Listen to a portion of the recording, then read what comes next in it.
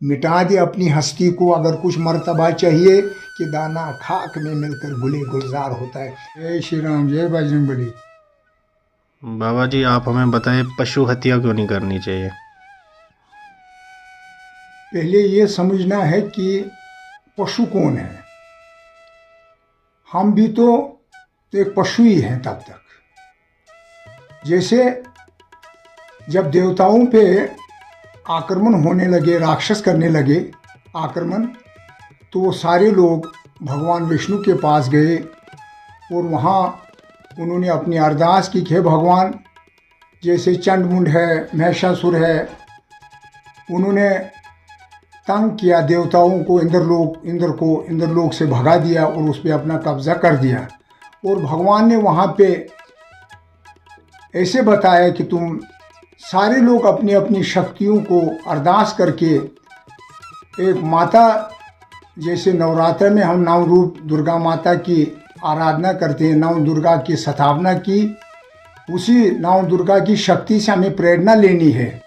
उसने अपना रूप धारण करके उन राक्षसों को मारा। और हमारे हृदय के अंदर भी एक चंडमुंड है जो पाप करने के लिए हमें प्रेरणा देता है।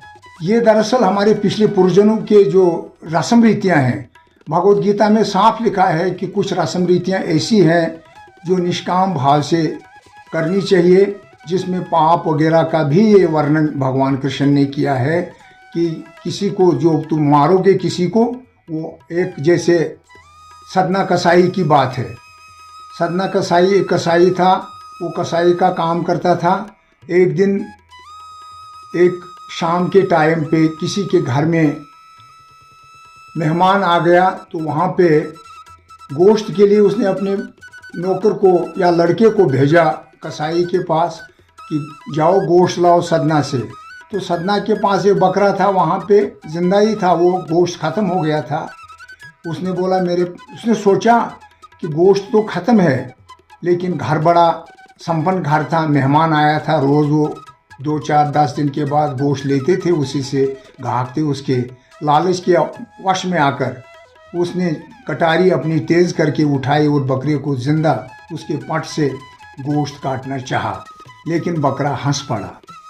परमात्मा की कृपा थी, उस पर समय आ गया था। तो बकरा जब हंस पड़ा तो वो हैरान रह गया और बकरे ने बोला, हे सदना, आज तक हज़ारों बार मैंने तुझे काटा है, लेकिन ये जो गलत रस्म रीति तू इख्तियार कर रहा है, जिंदा मुझे मेरे पट से गोश्त उठाना चाहता है, मैं भी जब तू मरेगा तो मैं भी जब कसाई बनूंगा तो तुम्हें इसी तरह काटूंगा, तो ये नाजायज़ क्रिया होगी। तो इस वक्त सदना के अंदर झंझोड़ गया कि हे भगवान, क्या मेरा जन्म इन पशुओं के मारने से मैं भी पशु बनूंगा। उसको कृपा होने वाली थी। तो ये कृपा जब बरसती है तो फिर ही जाके परमात्मा का जब कृपा होती है तभी हमें समझ आती है। तो इसलिए हमें पशु हत्या, वहाँ से ही मनुष्य के लिए प्रेरणा है कि पशु हत्या, जिसकी हत्या करेंगे हम, एक न एक दिन वो हमारी हत्या करेगा। जो हम सब्जी खाते हैं, लेकिन गुरुजी उसमें भी तो प्राण होते हैं। सब्जी हो गई, शाक हो गई, उसमें भी प्राण होते हैं। तो जब हम वो खाते हैं तो हमें क्या पाप नहीं लगता है? ये तो एक दूसरी बात है। हम जानते हैं कि जब कोई भी पेड़ पौधा बड़ा होता है तो वो उसके अंदर जीव होता ही है, लेकिन धीरे धीरे वो, जब हमारे राम जी वनवास गए तो उसने भी तो घास फूस ही खाया ना। वहाँ कोशिश करनी है जिंदा रहने के लिए, किसी जीवित का खून नहीं बहना चाहिए। सब्जी वगैरह जो हम खाते हैं उसके अंदर भी जीव है, लेकिन फिर भी हम जिंदा रहने के लिए पाप तो करते ही रहे, चलते हैं तो पाप मरते हैं। कीड़े हलवाई करते हैं तो हजारों कीड़े हमारे हलवाई से, हल खेती बाड़ी से मरते हैं, लेकिन उसके बदले में हमें उतना अन्न दान करना है गरीबों के बीच में, भूखे प्यासों के बीच में। तो कुछ पाप कट जाएंगे थोड़े से वहाँ, लेकिन पाप से तो बचेंगे नहीं वहाँ भी हम, क्योंकि वहाँ भी पाप हमें लगेगा ही लगेगा। मैं आपको एक कथा, आपकी लंबी हो जाएगी, एक छोटी सी कहानी के साथ आपको बताऊंगा। कहते हैं एक घर में एक माता जी रहती थी, उसका एक ही लड़का होता था, उनके घर में एक गाय भी होती थी। एक समय एक बाबा जी चलते चलते वहाँ पहुँचा तो उसने उस बालक से बोला, हे बालक मुझे पानी पिलाओ। उसने बोला, बाबा जी हमारे घर में गाय भी है, छाछ पियोगे? बोला हाँ पीऊँगा। तो उसने छाछ का गिलास दे दिया उसको, साथ में सूखी मुखी रोटी गुर्बत थी वो भी दे दी। तो बाबा जी ने उसको बोला कि जब कभी कोई मुसीबत पड़ेगी बच्चे तो मुझे याद करना। धीरे धीरे उस राजा के राजवाड़े में पानी सूखने लगा। सूखते सूखते ऐसी हालत हो गई कि राजा के पास सारे लोग जाने लगे और वहाँ अरदास की राजा से कि हम पानी के बगैर मर रहे हैं, राजन कुछ विचार करो। उसने वहाँ के ज्योतिषियों को बुलाकर पूछा कि भाई आप लोग कुछ हमें विचार बताओ कि जिससे समाज बच जाएगी, पानी की बहुत किल्लत हो रही है ही नहीं, किल्लत नहीं बल्कि है ही नहीं, पानी ख़त्म हो रहा राज्य में, सारे चश्मे नहरें सूख गई। वहाँ बोला कि हे राजन एक कुआं खोदो, पानी आ जाएगा। जब बहुत बड़ा कुआं खोदा तो खोदते खोदते बहुत नीचे चले गए तो पानी नहीं आने लगा। फिर उन ज्योतिषियों को बुलाया, बोला यहाँ इसको मनुष्य के खून की बलि चाहिए हमको। बड़ी हैरानगी की बात है, राजा ने बोला जितना पैसा चाहिए ले जाओ, कोई मनुष्य लाओ मारने के लिए ताकि इतने लोग बच जाएंगे। लेकिन जब उन्होंने पैसा उठाया तो पैसा के बदले में कोई आदमी नहीं देने लगा। आखिर वो बुढ़िया जो जिस बच्चे ने बाबा को दूध पिलाया था, छाछ पिलाई थी, उसके घर में पहुंचे तो वो बच्चा उस वक्त गाय के साथ था। पैसों की बोरी देख के बुढ़ी का मन हर्षाया तो बोला, माता तू इतने उम्र भर सारी गुर्बत देखी है, देखो तुम्हारा बच्चा भी कुछ नहीं कर पा रहा है, गाय पाल रहा है, तो ये बोरी पैसे की तो बच्चे को हमें दे दे। राजा का हुक्म है कि जो बच्चा देगा उसको पैसे देना, तो ये ले लो सारे पैसे।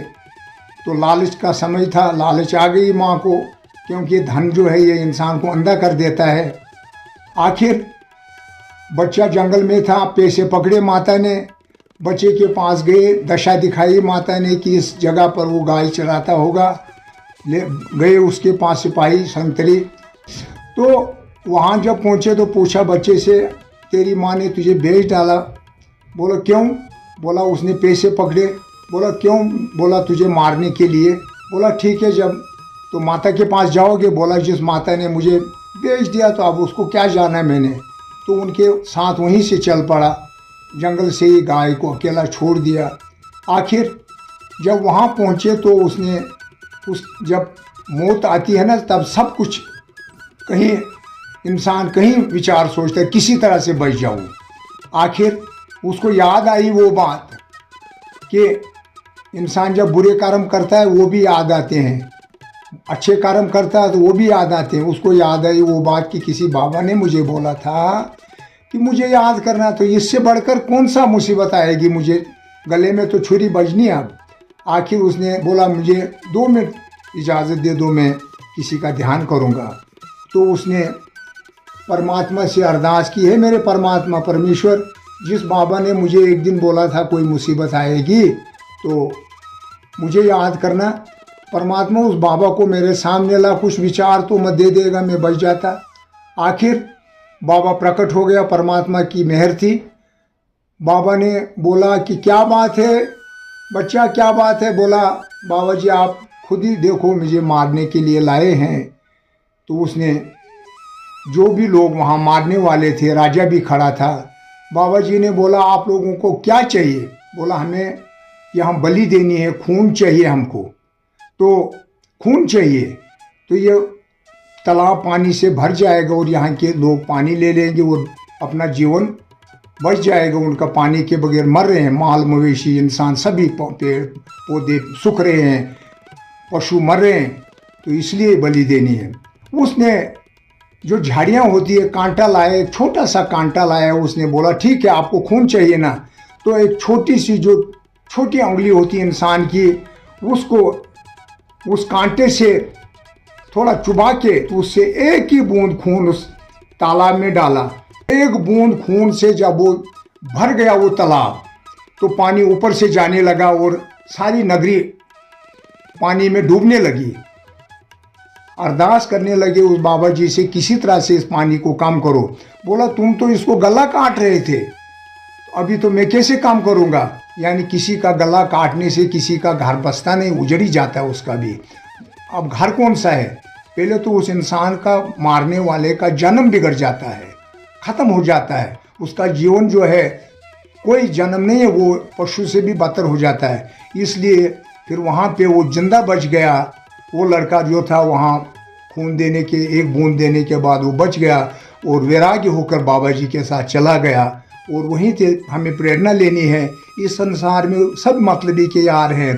माँ जैसी भी लालच में आके अपने बच्चों को बेच देती है, तो फिर हम इन निहत्थे पशुओं को मारकर कहाँ सौंप पाएंगे। दया धर्म का मूल है, पाप मूल भवे अभिमान, दया न घटे तुलसी जब तक घट में प्राण। जिसके अंदर में दया है, क्षमा है, वही बड़ा है। मिटा दे अपनी हस्ती को, किसी शायर ने बड़ा सुंदर बोला है, मिटा दे अपनी हस्ती को अगर कुछ मर्तबा चाहिए, कि दाना खाक में मिलकर गुले गुलजार होता है। ये धरती माता कितनी कोमल है, हमारी क्रूर से बीज को भी अंकुर फूट कर उसको माला माल कर देती है। इसी तरह से हमें अपने धरती रूपी हृदय को नरम रखना है, किसी को दुख नहीं देना है, तब जाके भगवान हमारे अंदर में प्रकट होंगे। हमारी नम्रता को देख के एक दाने के रूप में फल देगी हमारी भक्ति। कड़वी बोली ऐसा तीर, कड़वी बोली ऐसा तीर, जो अंग अंग छलनी करता है, सारी जिंदगी घाव न भरता, घुट घुट पीना पड़ता है।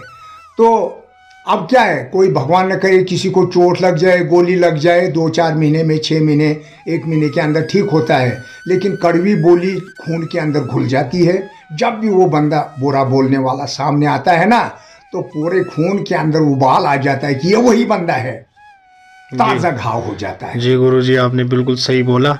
अब हमें आप अपने प्रवचनों से ऐसे ही ज्ञान से आप हमें ऐसे संबोधित करते रहना। अगले वीडियो में हम आपसे कई और विषय पे चर्चा करेंगे।